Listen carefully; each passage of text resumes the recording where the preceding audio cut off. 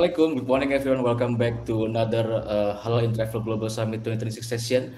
I'm Danis. I will be the moderator for today's session. And today we have welcome a number of experts from the halal gastronomy industry. I welcome you, Chef Imran from the Singapore Halal Culinary Federation. And also we have Tong from Kluang Real Cafe and Isrudy from the Asap & Co. Thank you very much for making the time today, this morning in your busy schedule. So today's session is about gastronomic journey, with title Gastronomic Journey, Innovating Halal Cuisine and Culinary Tourism. And this session, we're going to explore how gastronomic journey has been. It's not about compliance anymore. It's becoming a destination experience, its own right. From heritage street food trails and farm to table halal dining to chef-driven innovation and culinary tourism packages.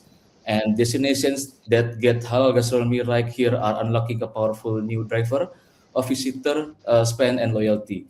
So this panel is going to explore how the halal food landscape is evolving, what travelers are really looking for at the table, and how destinations can turn culinary excellence into a competitive advantage for the Muslim travelers. I'd like to open the session with a question, probably directed to Chef Imran first. So, halal dining used to be about finding permissible food, but now travelers are seeking out exceptional halal food as part of their destination experience. From your perspective in the Chef Association, what's the driving that shift that you are seeing?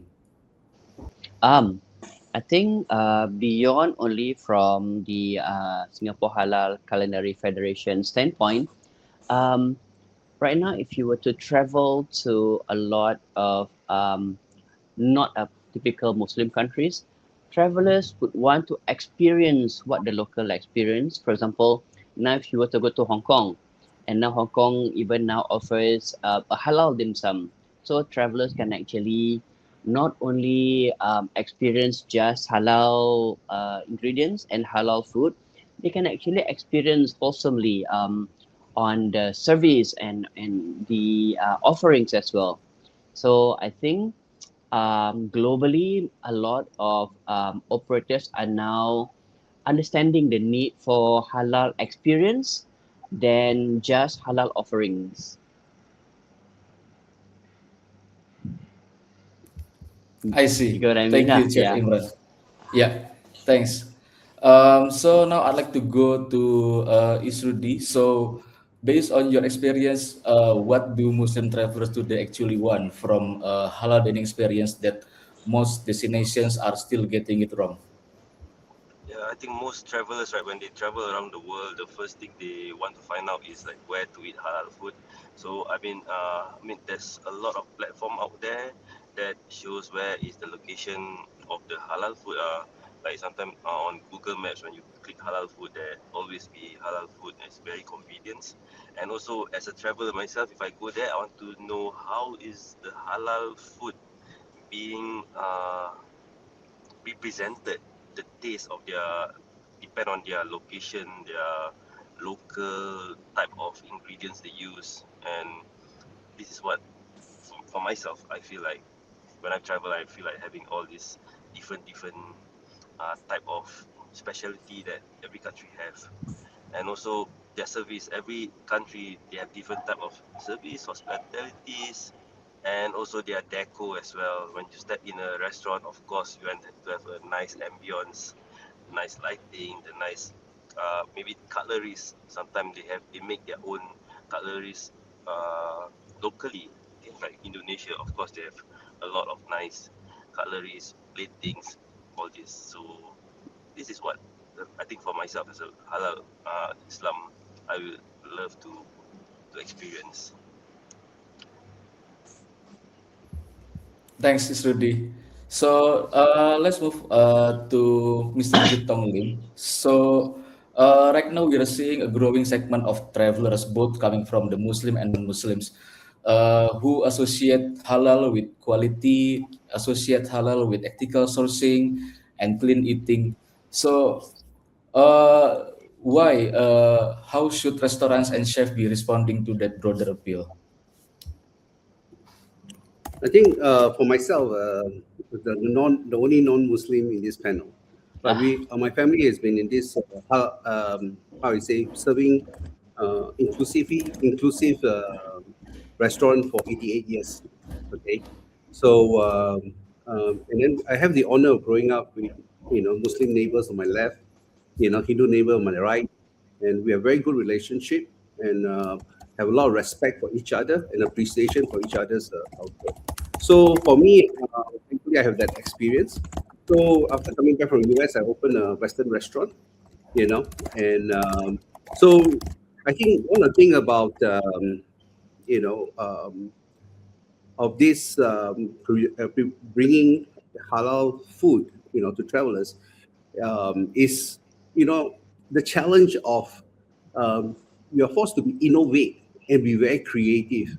Like in my Western restaurant, Bunnies, we try to bring in all different cultures, cooking techniques, methods, Mexican, Japanese, sometimes we do the fusion, but we a lot of respect for our Muslim customers. I mean, my restaurant is all halal certified, so then we are put in a place where I think it's a good challenge. You're forced to to innovate, and that's the one beautiful gift that God has given us: creativity. So there's no limits. mhm, There's no limit. And whatever, just say the boundary you're given, you play within the boundary. You still can come up with millions of ideas and millions of possibility, as long as I think if our heart is right, that we want to respect, other people. I mean, we want to respect people's food requirement and stuff. There's a way to do it. So I think come back to our heart, as a food service provider, what are we in this business for? We are business to meet people's needs. So if we choose that sector of market, then we will put all our energy to make it happen and make it the best. Thanks, Thank you. Sitong Lim. Very insightful answer. So now I'd like to take into consideration about the how gastronomic food can be an asset for destination. So probably I'm going to direct this question to Chef Imran. So we are seeing mm, cities like Istanbul, Osaka, and then Marrakesh become known for their halal food scenes. From your perspective, what does it take for a destination to build that kind of culinary reputation? And can it be engineered or does it have to grow organically? Probably, maybe we can talk about STGA a little bit since we have this experience for 2 years now and ongoing right mhm. now. Um, so we all know Turkey and Marrakesh is already mainly serving halal food. But let's jump into Osaka, for example. Osaka has been a um, known for its tourism for a very long time, and much of their tourists come from a Muslim country, and from there they understand the need to be offering halal options, right? And due to that, they're now um, having restaurants that are halal certified and also Muslim friendly. And I just like to touch on beyond gastronomic, just to understand the needs for Muslim travelers, and they're also offering musola in some of their restaurants. You know, um, at the end of the day, I feel they understand the need to offer authentic Japanese experience to travelers from all over the world. Hence, um, when there's demand, there's definitely these offerings made available to travelers all around the world. Not only I want to only touch on Osaka, maybe places like Spain, they are offering halal experience in some of their cities. So there. Thanks, Chef Imran. I think I have a follow-up question. So, Mm, from technical standpoint, do you think that the taiban in Arabic or a wholesome or pure yep. aspect of halal give us a competitive edge in the global clean eating movement right now? Indeed. Um, halal food encompasses a lot of different requirements, and one of the biggest and most important part is sanitation, right? Correct. So the Correct. food is ethically sourced and is ethically prepared, and it's prepared the safe way as well. So hence it gives Yes. travelers a peace of mind when they go to this Yes. halal certified restaurant or Muslim owned restaurant, in fact. Yeah, I agree Thank with you. Chef. Mhm. Mm. I always tell people, I always tell my customer and stuff, you will never get food poisoning or chemical poisoning from a halal certified, authentic halal certified restaurant, run Mm. managed restaurant. It's just I just wish people can see just beyond the noise of the politics, and because they can see the core of this halal is actually about the well-being of people, putting food in their Mhm. mouth and serve each other. So I think this I totally support this halal certification, because that is actually a chalk, a mark that say that my food is safe. You can come and eat our Mhm. food. Now the only thing is take it to another level of creativity and make it more fun, Mhm. make it more delicious, make it authentic. This is it's like adding the salt, pepper, to the something that's already safe. Yeah. I totally agree, Mr. Jit. I'm getting goosebumps as you are talking about all those. Thanks so much, Chef Imran and Jitomli, for your insights. So my next questions is about again, this is an asset. So I'm going to direct this question to probably Chef Irudi and also Jitong Lim. So let's say when a tourism board approach your restaurant and wants to put you on a halal map, what is the only thing they usually get wrong about your business model, and what do you actually really need from them to make halal food trail successful in this aspect? Our Johor Tourism Board, to promote this, our halal kopitiam. Okay, Mhm. and so we really believe, that not only just to make money, but how we can promote our community, our state, our country. We take this very seriously, and then we realize that a lot of eyes are looking at us. So I think, because we got a lot of tourists coming to our place, so Mhm. we make sure that we put our best foot forward, and in representing Malaysia, and also the halal food, that it can be tasty, it can be really good, and it's safe, and yeah. So this is I see how our business, uh, support this concept of halal Muslim friendly restaurant that is inclusive of everybody. Everybody can come in. Everybody can help. So I see we go beyond just the food requirement, but I see it's also a bridge to all cultures and all races. Mhm. Yeah. Okay. Okay. So for Asap and Co, right, for the restaurant, I have a lot of tourists from Muslim countries like Indonesia, Malaysia, Brunei, and even the Middle East. So what they do, right, is like by word of mouth. They heard about the restaurant by word of mouth. So when people go there, they take pictures. I think it's the social media things now. Even like the tourism board, when they come over, they bring a lot of influencer, and they do a lot of reaching out, but from their KOLs, Mm. and from there, I think the market will reach to the country itself, and from there, like when they come to Singapore, they know where to go as well. So I think right now the market is all about marketing, all about social media, Facebook, Instagram, TikTok, you name it. It's all about this game now. Uh, so I mean the tourism board, I think it works well with the trend nowadays using social media as a element to bring all these people in the for travelers as well. Yeah. So for our side here, we have to provide them the best quality just to represent our country as well, and also when the social media reach out, it's not only for the halal community, it's also for all the for everyone, because uh, the social media is for everyone, not only for Muslim, right?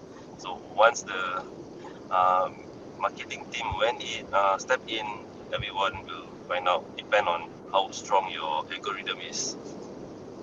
Thanks, Chitong Lim and Rudy, for your question. So I think we Yes. come to the last question, which is I'm going to direct to the three speakers here, to Chef Imran, to Okay. Chitong Lim, and Rudy.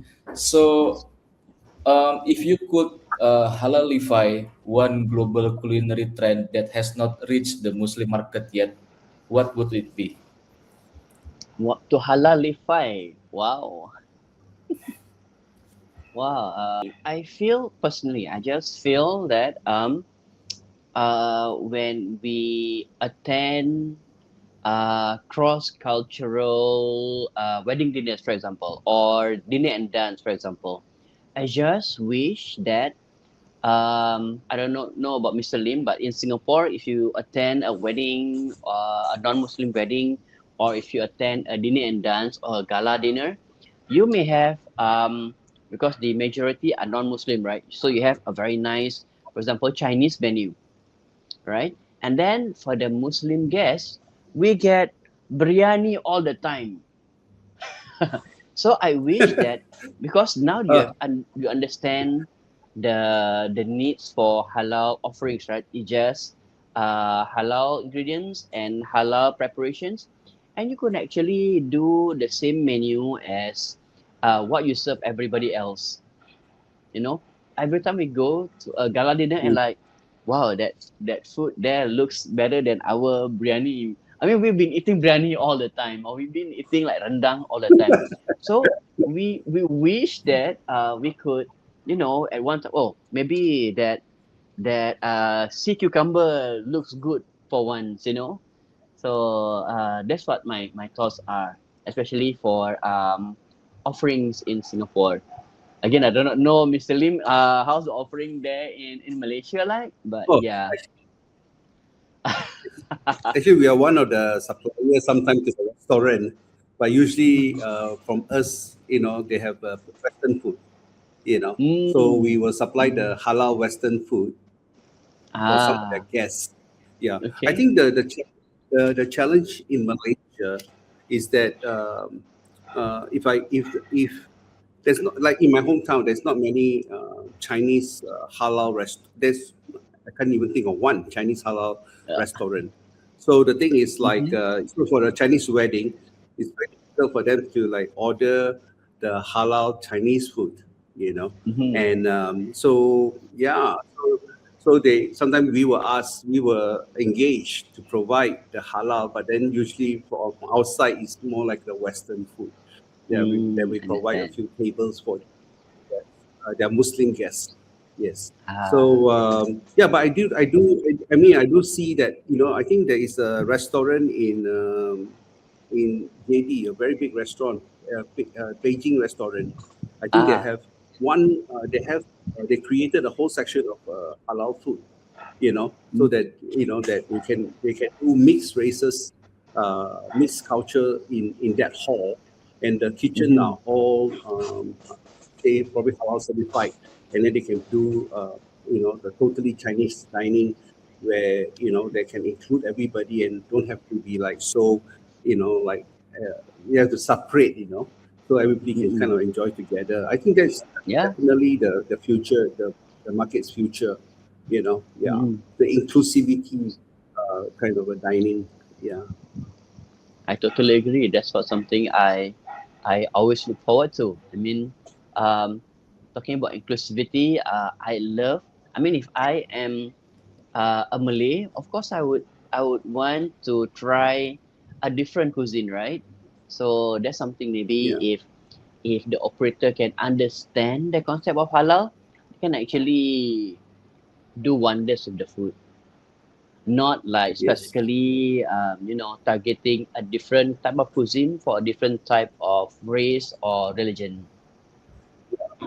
Yeah. I was very impressed when I was in Tali, Yunnan. Okay. Mm. I was driving through the street, and I saw one bakery full Mm. of women that wearing scarf. I was like, Yes. you know, Uh, I realized it's a halal friendly shop, and it's full of Everything, yeah. people. Then and then how I say, then I talked to the driver, the Chinese driver, and then he said, yeah, that we have many halal restaurants, we have Mm. options for Muslims, and that is why we see so many Muslim people visiting Tali Yinan, because they Mm-hmm. have that uh, food option, to meet their food needs. So I Mm-hmm. think it's possible.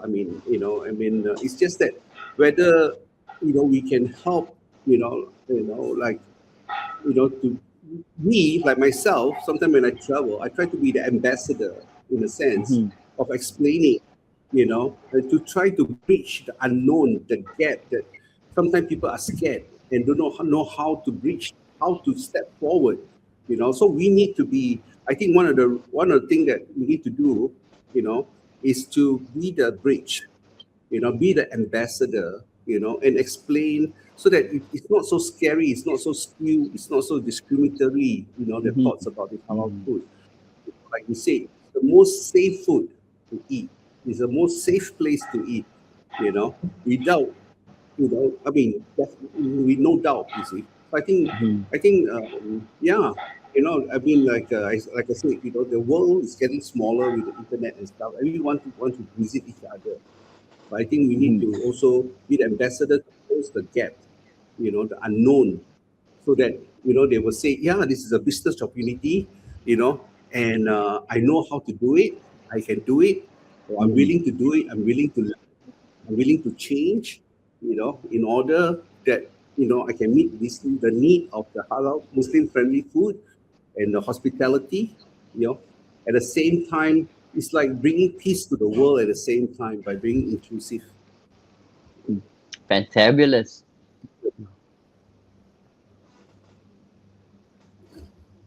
Thanks, Chef Imran and Jitomli, for your answer. Any response from Chef Rudy? Yeah. For halalified, that's actually almost everything is halalified already, except pork and other reptiles Hey. that we can't. That's impossible. It's impossible to halalify all these things. Like Ah. when I was in Dubai Gulf food, right? I saw, like, uh the the the ham, but it looks like a ham with the Spanish. What's it Mm. called? Oh, wow. Imran, help me Jamon. on this. Jamon. Jamon. Um, Okay, I saw they do on turkey and lamb and beef, and it's halal. Okay, the method is Mm-hmm. the same way as they do the pork, but it's halal. So I'm impressed. I mean, everything is possible, except they just use a replacement for all the produce they use. Like example, like beers, but you cannot use the word beers. Is they halalify it? It's got this halal beer going on there, but I mean, for religious, it's a bit wrong to call it beer or wine or this. So we just call it like zero or low, no low or something. And I mean, of course, like the place, the non-halal places, when they do restaurant, the way they do, like, it's so different than the halal one, but the halal restaurant can do the same as well. So everything is halalified except for pork. Mm. Yeah. the technique, I think I agree with you. The technique, we can use the technique. In Malaysia now we can find halal salami, Mm-hmm. with beef halal salami. Made in Mm-hmm. Italy with their traditional method and tastes wonderful. Tastes wonderful, but it's halal. But I think the other challenge is that why we want to stick with like changing like a hamon. I think the real challenge is let's take it even higher. Let's take it even further, creating something new that is not there, and not just try to like. Sometimes I don't like Chinese vegetarian, okay, because they all try to use flour, starch, and make Yeah, into mock something duck that and mock. they look Yeah. exactly like the meat, but it's flavor like this. But it's actually really bad for their body. It's very bad for their body. Why don't we take the raw ingredient that God has blessed us with, and just push ourselves to come up with something more creative and more tasty, instead of trying to like I want have two legs in two boats, like I want this also, and then then they never grow, So I feel like often it's like yeah, we want to halify instead of sorry, halalified. Why don't we actually create a whole new cuisine or a whole new concept, that has nothing to do with the past. It's something totally new. I Mhm. think that's very impressive. I think that will be the one that will really enroll people into this halal food. Yeah. Okay. Good. Thank you so much, Rudy and Tomlin, for your insights.